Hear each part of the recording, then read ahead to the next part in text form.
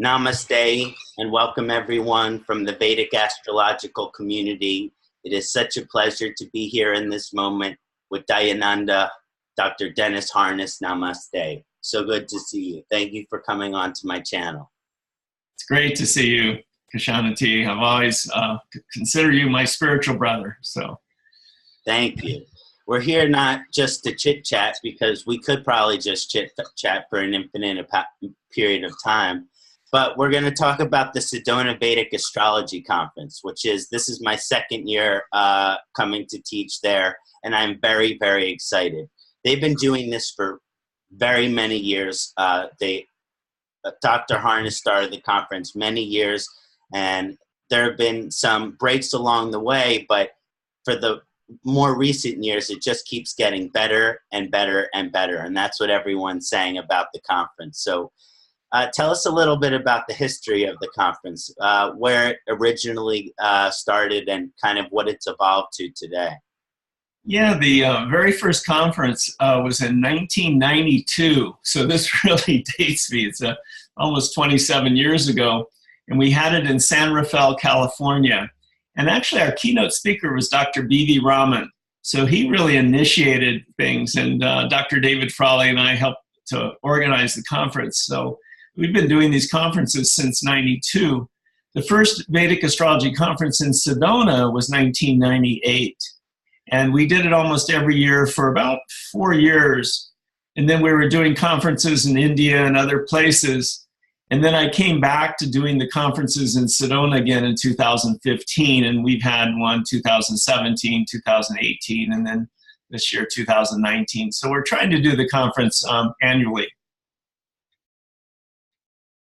If you haven't been to Sedona, you have to go to Sedona to experience this incredible spiritual energy of this land. I felt it as soon as I got there, and I missed it as soon as I left. And it was actually Dr. Harness's wife who has taught a class about the different energy centers that are happening in Sedona. Is she teaching that again this year? Yeah, she's going to teach that again, and we're extending it from an hour to an hour and a half because it was such a great lecture she gave. You know, I'm biased, but I mean, everybody that was there, you know, we realized just how great it was. Yeah, it's like when you get to Sedona, you just kind of ground into that like calm, stable space, and it's really comforting and it's really enjoyable. And it allows for deep introspective and reflective work. And depending on where you are, it's going to activate a different chakra. But that's just one of the areas that will be discussed at this conference. But let's talk about some of the major faculty or the featured faculty, because these are some amazing astrologers. For example, Joni Patri is joining us, Dr. Harness. Is that correct? Yeah, and she's actually going to be doing the keynote talk on predictions for 2020. And I'm sure she'll talk about the presidential election as well. Joni's also going to do an all-day intensive on the moon and consciousness, or her new book that's coming out. So it's going to be focused on the moon. So she's really brilliant. And I think she talks also on the dashas and the transits over the weekend. Amazing, amazing how hardworking, how much work she's going to be doing. There are going to be so many different opportunities to learn from these featured faculty members. The next one that I'd like to discuss is Camilla Sutton.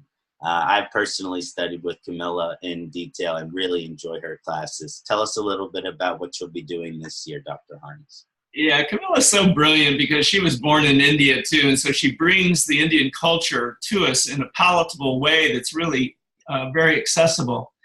This year, she's going to be speaking on Jupiter today. She's going to do an all-day intensive on Jupiter, all the nooks and crannies of Jupiter, karakas, transits, dashas, the whole works, and even some of the challenges with Jupiter as well as its benefic influences. Then she's on the weekend, she's going to do a talk on Rahu and Ketu in the Vargas. Excellent. Which should be great. So it's one of her really loves is to talk about Rahu and Ketu, and she's written a book on it, but also in the Vargas, which is more of an intermediate to advanced lecture she's going to be giving on the weekend. Yeah, yeah. We were talking earlier about you and I being soul brothers, and the next two people I'm going to meet totally resonate with me as also being soul brothers. And I'm so happy that they're part of this featured faculty. The first is the great Sam Sadasiva Jeppy is going to be joining us. What will he be doing at this year's event? Sam, I think, is going to also be talking about the dashas. And he's going to give an all-day intensive on Monday on the Tajika system of astrology, which is, again, a more intermediate level intermediate to advanced level of teachings. So Sam will be, it'll be great to have him again. And he brings his whole crew, his whole Sangha with him. So there's about 10 or 20 of his students that come along with Sam. So that'll be great to see them again as well. Yeah, I study with Sam, but from outside the throng of people. I'm always sitting in the back of the class taking notes. Yeah. Yeah, but it's like there's always this huge group of Sam's students surrounding him. I think that's so cool. Yeah, it is great. But another close friend and person who is a featured faculty member who's going to be teaching all sorts of stuff, doing mantras, Kavindra Rishi, Jeffrey Armstrong. What's some of his presentations this year? Yeah, he's doing a talk on the kind of the 9 planetary archetypes, and then he's going to follow that with these sacred mantras for each of the planets. So it should be really great. So you'll have about 3.5 hours of Jeffrey. I think it's on Sunday afternoon. And then on Monday, he's teaching a class on how to be a better karma mechanic.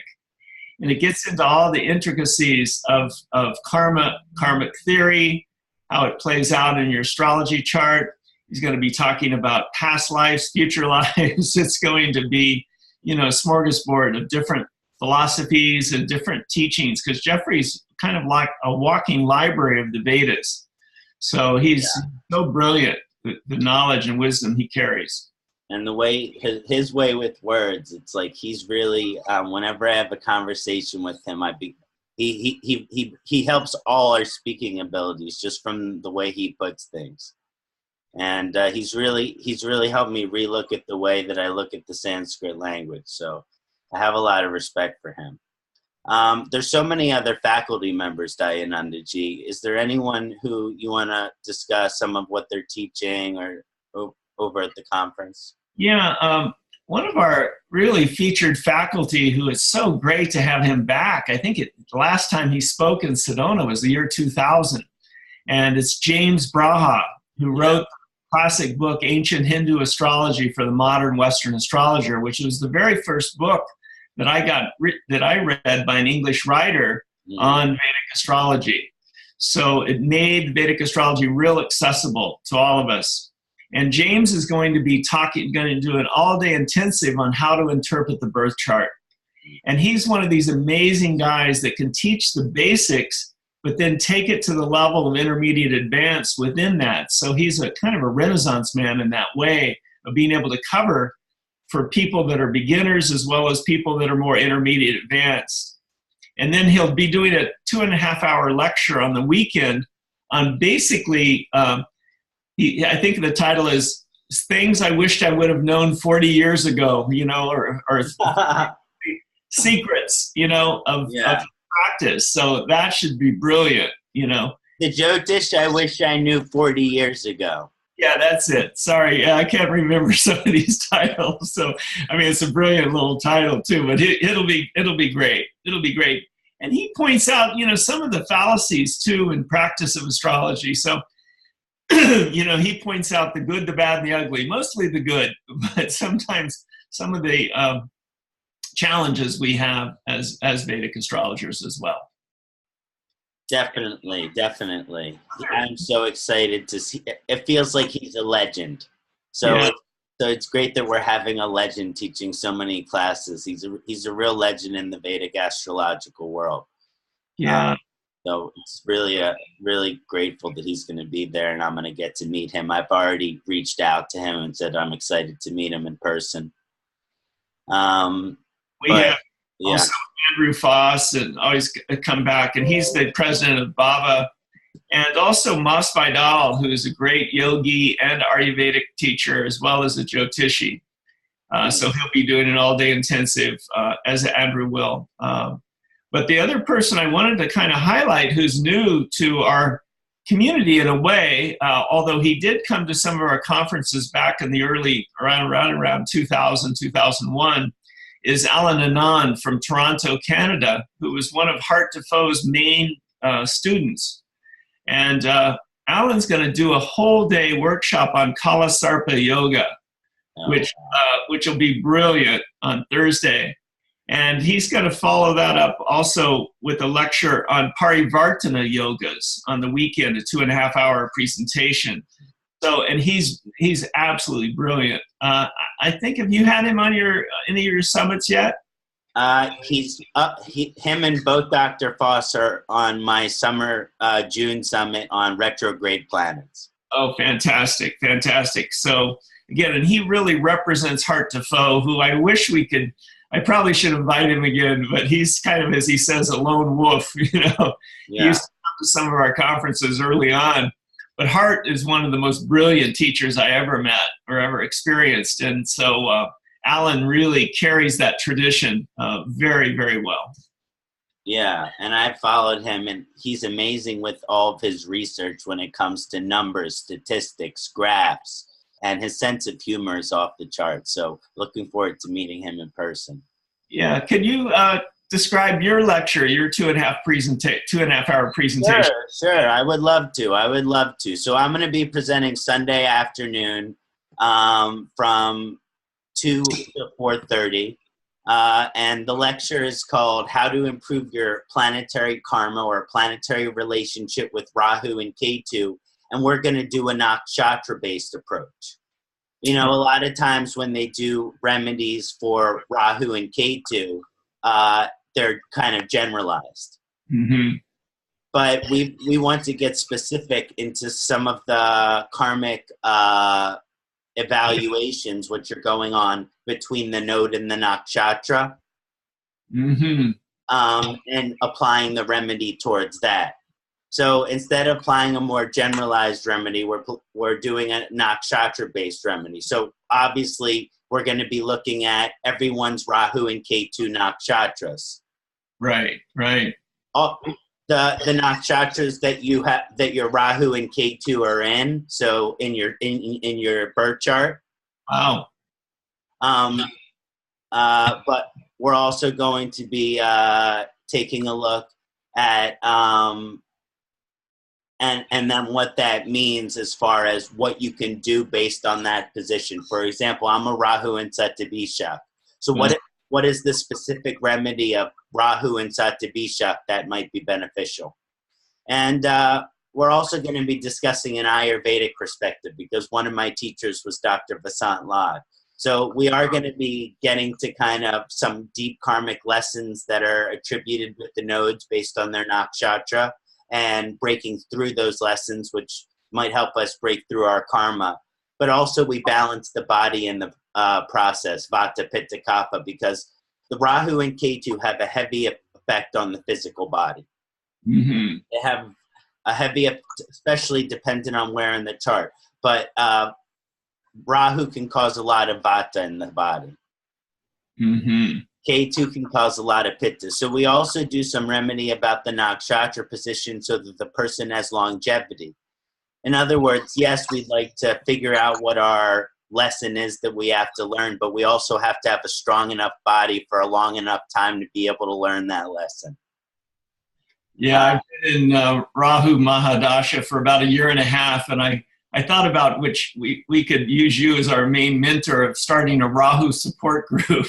Yes, I would be happy to be a recovering Rahu support group. We came to admit that we had lost our power in Rahu, that we had lost our belief in Rahu.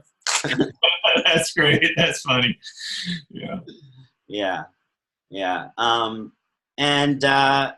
And we'll also look at the Rahu nakshatras in the chart, like and Ketu nakshatras like Magha, Ashwini, Swati, because if you have planets in Rahu Ketu nakshatras, then that has a very significant type of remedy that you need through Rahu or Ketu to improve that.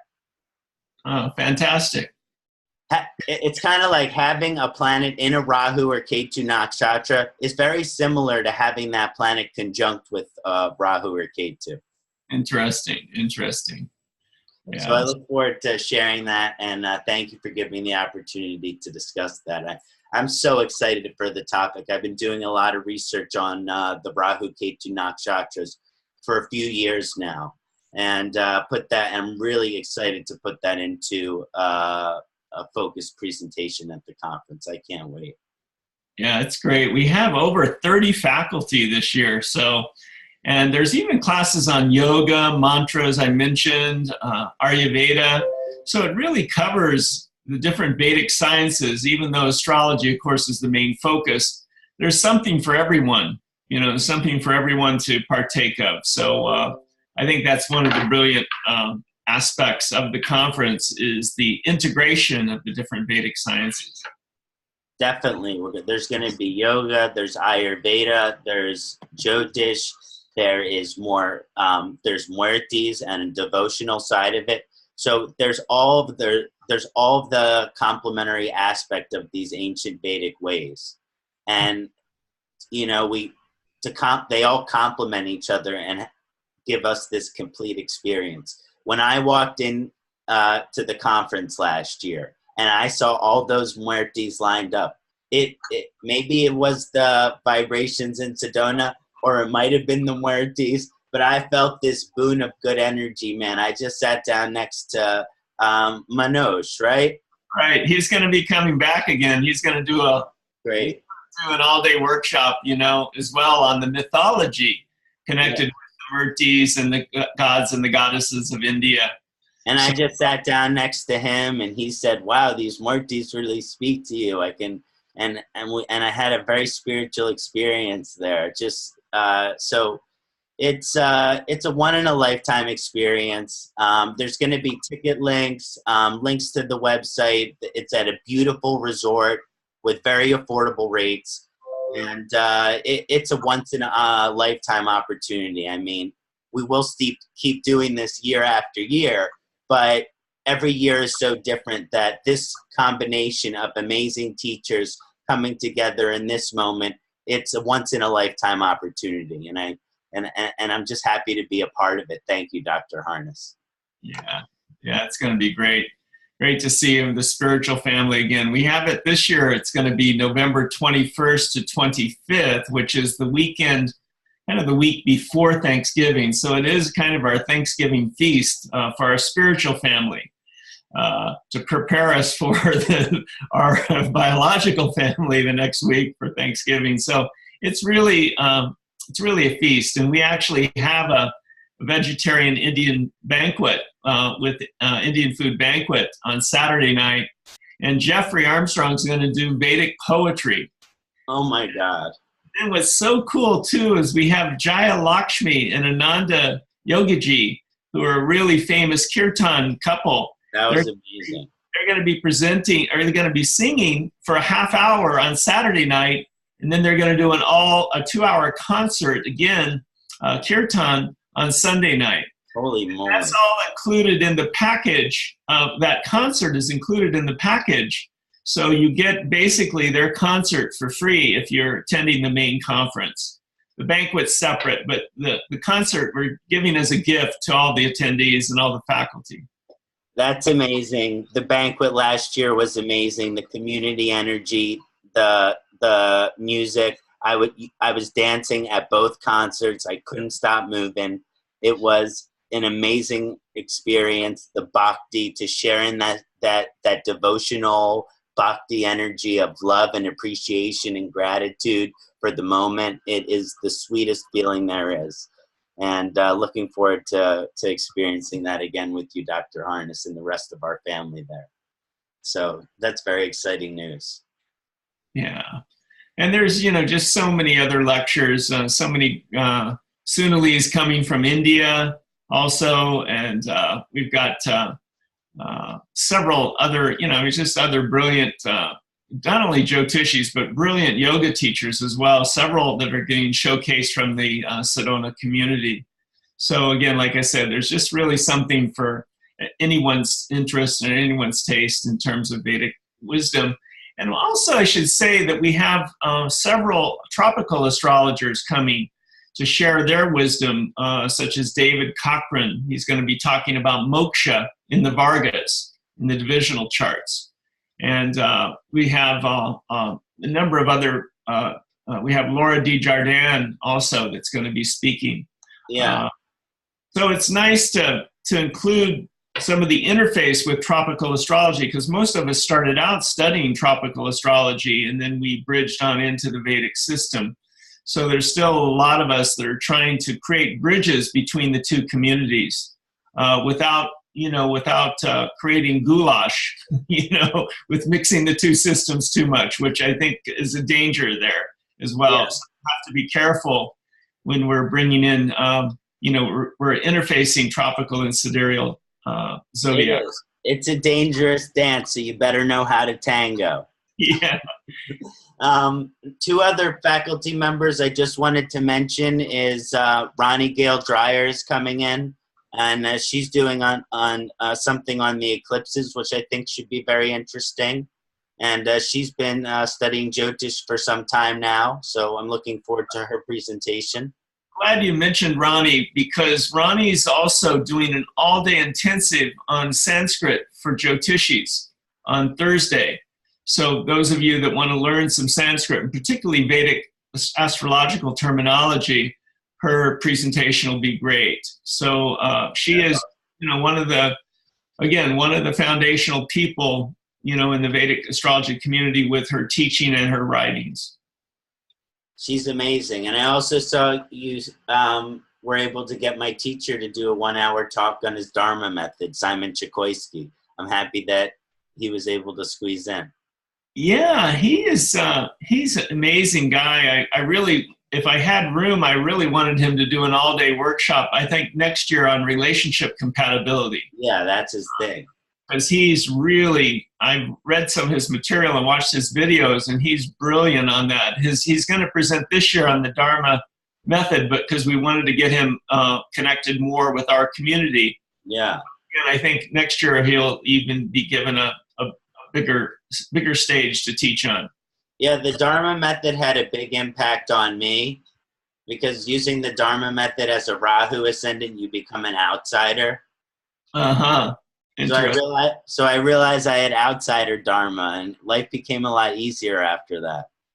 Yeah, there was actually a book written by Colin Wilson that you would like, called The Outsider.